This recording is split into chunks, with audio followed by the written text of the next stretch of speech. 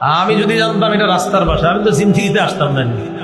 আমি কিন্তু আসতাম ভবিষ্যতে আইনেন না, এরকম রাস্তার পাশে আইনেন না। সোজা হিসাব, আমি রাস্তার পাশে বয়ান করি না, খালাস কথা।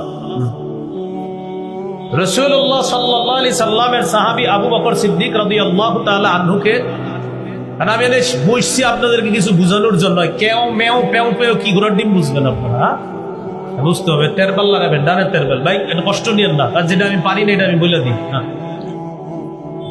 তা আবু বকর সিদ্দিককে নিরাপত্তা দেওয়ার ব্যাপারে তারা একমত হয়ে গেল। তিনি ঘরে ইবাদত করে, তো একদিন তার কাছে মনে হলো প্রকাশ্যে ইবাদত করা দরকার। তিনি ঘরের আঙিনায় একটা ছোট্ট মসজিদ বানাইলেন, সেখানে প্রকাশ্যে নামাজ পড়ে, প্রকাশ্যে ইবাদত করে, কোরআন তেলাওয়াত করে।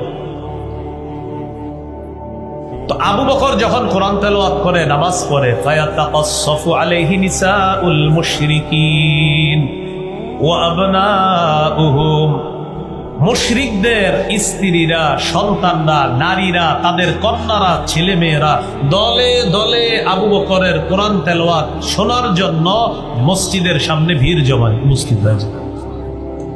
ওয়াকানা আবু বকরিন রাজুলান বাক্কাআন লা ইয়ামলিকু দামাহু হিনা ইয়াকরাউল কুরআন।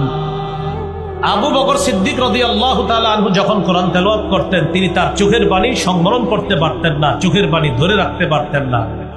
ফায়াজাবুনা ওয়া ইয়ানজুরুনা ইলাইহি, সবাই আশ্চর্য হয়ে তার দিকে তাকায় থাকতেন। একটা মানুষ এত কান্না করতে পারে কিভাবে?